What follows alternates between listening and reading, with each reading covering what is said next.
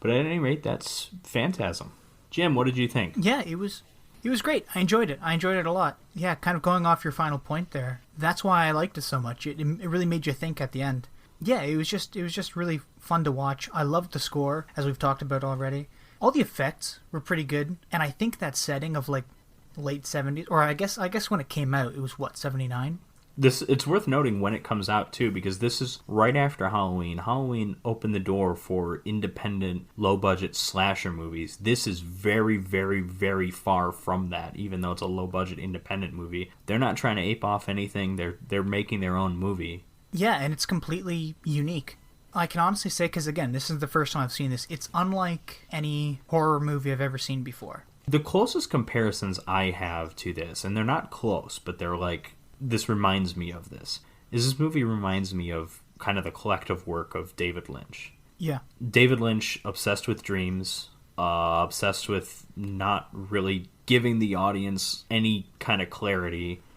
This movie kind of has that feel. I mean, it's a lot more straightforward, don't get me wrong, than a David Lynch movie or television show. But I just do get that feel, and I think there's just like a constant mystery all over this movie. Just the feel of mystery. There's not like a literal mystery, like we're solving a crime kind of thing, but just like, even that music is just like so great at making you feel like just something is wrong here. It's kind of like, it's like, this is kind of the movie that I picture David Lynch would make if he was just a little bit more normal.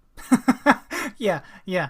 Yeah, I totally agree. If he wasn't, covered in a cloud of cigarette smoke. Yeah, and coming from me, that's high praise, because I love Blue Velvet, I love Twin Peaks, I like Eraserhead.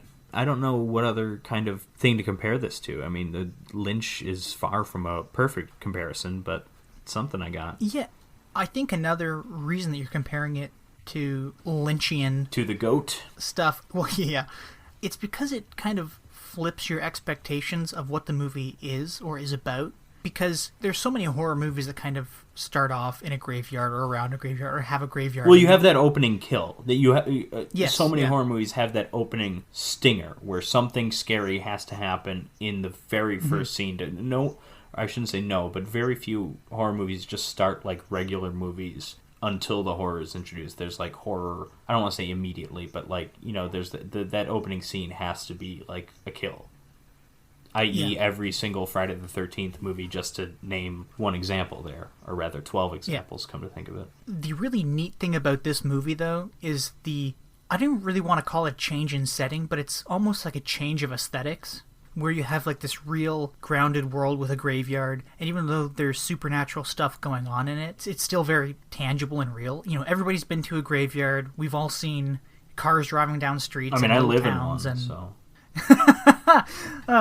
But as soon as they enter this funeral home, this mortuary, it's so ethereal. Yeah, the inside of that is even very kind of otherworldly feeling. I kind of said that earlier. Exactly. I mean, it feels that way because it's a cheap set, but also, like, I do think it works for the movie. It works well.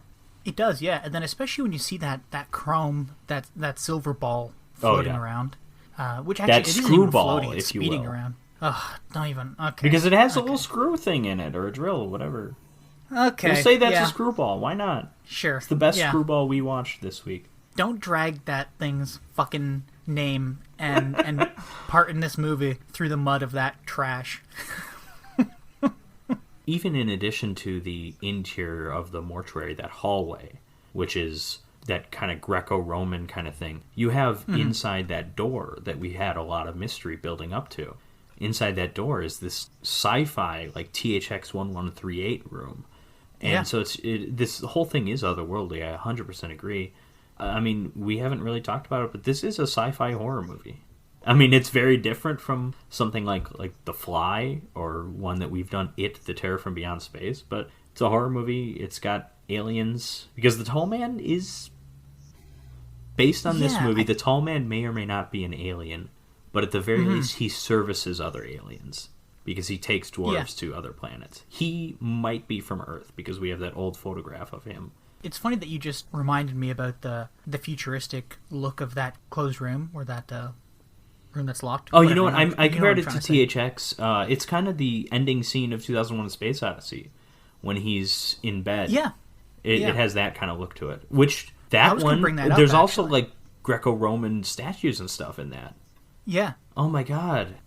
Phantasm's I was actually, that's exactly what I was going to bring up. Yeah. Oh, my sorry God, to take you're that right. away from you. No, Yeah, that's okay. Phantasm Well, 'cause sucks now. Jeez. Well, I have another one, too. The only other movie that I was surprised by in that change of scenery, or that removal from normal, Yeah. and this is going to kind of suck, I guess, but it was Cabin in the Woods. Oh, I know what you mean. And that's done in a much more comedic way, but you have this, like, real life, I mean, not real life, but horror movie, real life, Evil Dead setting, and then you've got these, like, corporate business people in this, like, giant bunker or whatever. Yeah, I can kind of imagine that. I was also going to say, it's not really an aesthetic difference, but to go back to David Lynch again, Blue Velvet, because you have kind of the world or the neighborhood in the daytime, and it's happy-go-lucky. There's people waving from the back of fire trucks as they drive by. And then at night, when Dean Stockwell comes out to lip sync to Roy Orbison, it's like terrifying. And this is a town that's overcome by evil. Not to focus too much on David Lynch, but that kind of juxtaposition, I think, is just really interesting. And that's why I like David Lynch. That's why I like this, I guess. Yeah, I totally agree with you. 100%. So are you looking forward to the Phantasm sequels? I am. And I have a question. Do they get better, or do they get kind of like schlocky? I don't say they get better, but they don't get schlockier either. I think that overall it's a very good series. It's the rare series where it's been going for 40 years or something close to that. And oh my god, it's like James Bond. It's the James Bond of the horror universe. but it's all the same story. It's never been, there's never like a reboot, you know, because movies now, even like series that weren't literally rebooted, like the most recent Halloween movie, that's a very clear, we're ignoring everything but the first Halloween movie. I mean, Halloween 3 was its own thing. Halloween 4 ignores Halloween 3. Halloween H2O ignores 3 through 6. Like, that series was rebooted 1,000 times. Friday It's the 13th, just an ignorant series. That's what it is. Friday the 13th had its remake. I mean, every series seems to have at least one movie that people just ignore. That future filmmakers, even when it's not literally like a reboot, like no Friday the 13th movie after 5 mentions anything that happens in 5, for instance. And like with Child's Play, which I mentioned all came from Don Mancini, this series all is from Don Coscarelli. He directed the first 4. I think he had plans to direct the 5th, but for whatever reason didn't. But he's involved in all 5 of them creatively, writing, producing eventually. It's an interesting series. It's probably more interesting than good, but there's a couple pretty good movies in there.